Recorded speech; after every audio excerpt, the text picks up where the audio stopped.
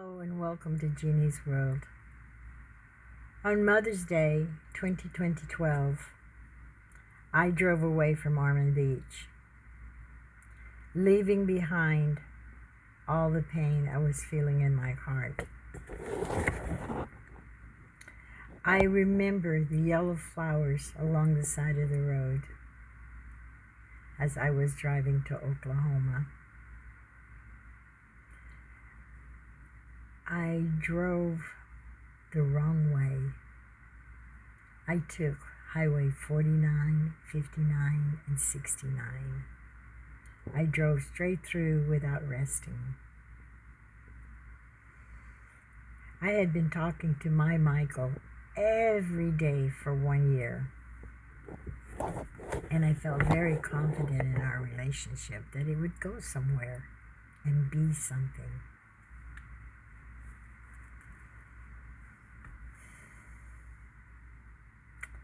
So I took a gamble that day going to Oklahoma.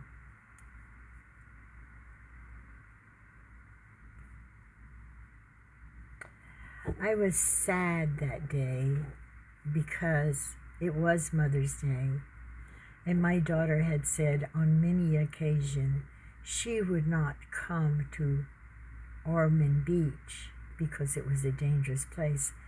And that's where she had placed me.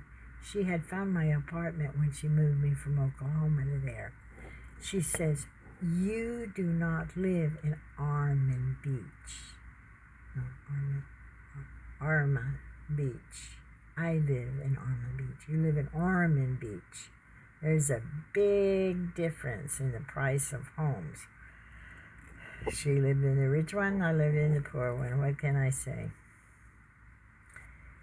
Anyway, I'm looking at my notes, not reading them, but I'm looking at them because I made me a timeline to keep me on course because I tend to rant. So anyway,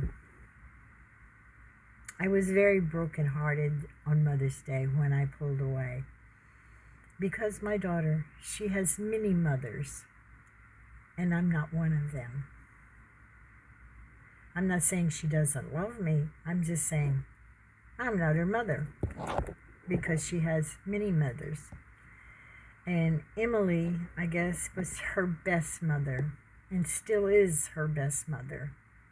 And do I feel a little jealousy in my heart back then? Yes, I do.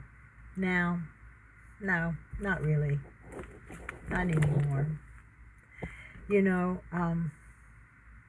because of my life journey, I didn't learn the necessary things from my mother that I needed to know to go and be a wife and mother on my own.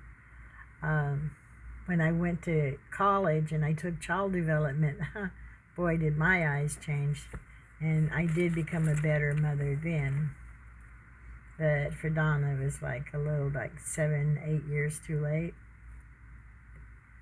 But I always did my best, and I always supported her, money-wise, and I hope spiritually. She turned out to be pretty good, so maybe I did a good job. Maybe her other mother did a good job. It's up for debate. Anyway, as I was driving to Oklahoma, I was on the phone with my Michael, and we were talking, and he was even talking about the future like he always does. But his future was a dream. My future was a reality, and they didn't match. So when I got to Texas, Michael says, "Oh, I have to take my daughter to a basketball game in Oklahoma City." Then he ghosted me. I drove on into Oklahoma, Anadarko. Anadarko was bigger than I thought it was. And I waited and I called and he never called back. But I had met a man in the roadside rest area when I just came in to Oklahoma and Love County. I can't remember the name of the city, but it was over by the lake. And I can't remember the lake either. But I'll remember later and I'll put it in the description. Anyway, he was a very nice man. And we sat and we talked. And I'm the kind of person, I say what I feel. Never took much thought to what I feel. That's what I feel. That's what I'm going to say. That's what I'm going to do. So I must have told him a little bit too much. Anyway, he said, listen, if you come back this way, you call me and we'll go barbecue on the lake. That sounded nice. And when I got to Anadarko and I was ghosted and I had left part of my heart in Florida, I was really in need of companionship and compassion. So I called and I says, okay, I'll come and have barbecue lunch with you on the lake. He said, oh good, I'll pay your gas. You come on down. You know, I'm feeling good. I'm feeling needed. I'm feeling wanted. And that's what people want in this world, is to feel needed and to feel wanted. So I took off back down toward Texas. I met him at the designated gas station that we were supposed to meet at. And I had this really weird gut feeling to take a picture of his license plate. And when he comes to my camera, believe it or not, I'm very shy and I don't take pictures of a lot of things. I back off and I don't say everything I feel because I'm camera shy. So I took a picture of his license plate, but I was so nervous it didn't come out clear. Well, when we got into the gas station, he made no attempt to, he greeted me, but when we got into the gas station store, he made no attempt to buy my gas, nor did he make any attempt to recognize me. It was like he was wandering around and about me, but not with me. And then when we went back outside, still without gas, and I'm going, I don't know. This is not what he said. And then he says, follow me. And so I went to follow him, and he took off very fast and left me behind. But when we got out of sight of everybody, he slowed down and let me catch up to me. And then he took me to this very deserted part of the lake, and I went, there's no picnic tables. What is this? You know, I'm starting to get that query, eerie feeling. And we went and sat down on a rock. The lake shore was very rocky. It was hard to get into the water. And from driving over 1,500 miles straight, I had this very bad pain in my right leg all the way up to my hip. And he said, do you want to swim? And I'm thinking, oh yeah, I'd love to swim. You know, it would have to be a skinny dipping for sure, and you can't really do that in a state park. So that was out of the question. And I kind of looked at the water, and I looked at him, and I got this feeling. And I said to him, if I got in the water and my leg is in so much pain and I couldn't get out, I don't believe that you would help me to get out of the water. He said nothing. Said not one word to that remark. Didn't defend himself. Didn't say, yes, I would. I mean, nothing. Not even a breath. That's a bad feeling. So anyway, we got back to where we're supposed to barbecue. Well, there's no barbecue pit. He didn't bring a barbecue pit. He set out the chairs, and we talked and drank Coca-Cola. And around about, it's starting to get dark. And there's not lights, and that's kind of bothering me too. How are you going to cook with no lights? And then he went, oh, and he said nothing about eating, and he said nothing about cooking. But he did say, oh, I got to go to Marriott, and I'll be back in 30 minutes. Well, I'm a driver. I'm a traveler.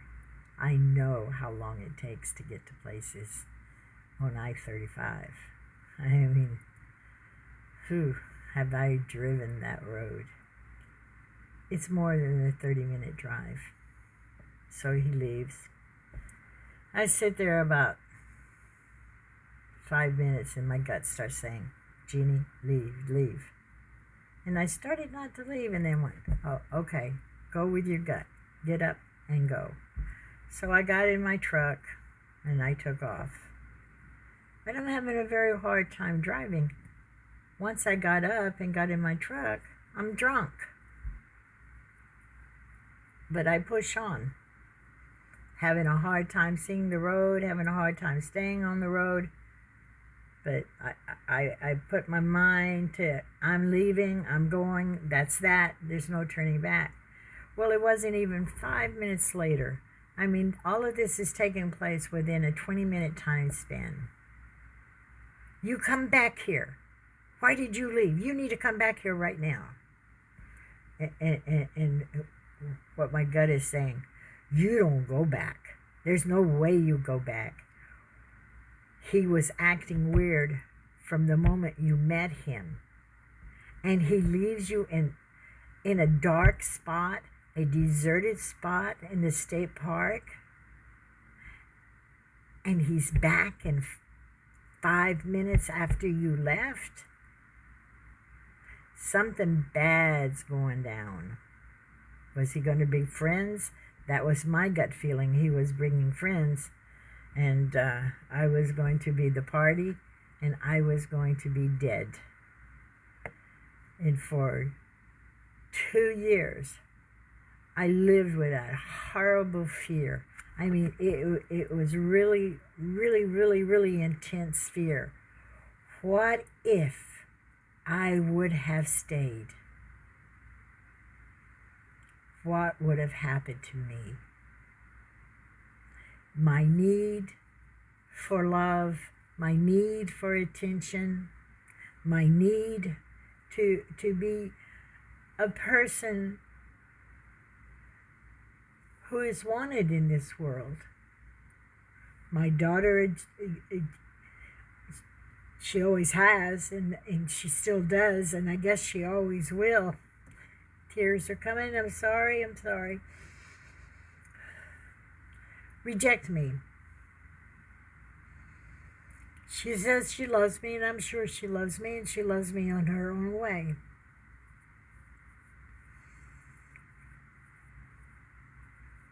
But at that time in my life, I really couldn't handle the rejection. Bob had died, and I was truly alone. I had fallen in love with Michael, and I knew in the bottom of my heart my Michael was a liar. But my heart controlled my head. Still love my Michael. He passed away. I lost my thoughts. But I think the moral of my story is that you always listen to your gut.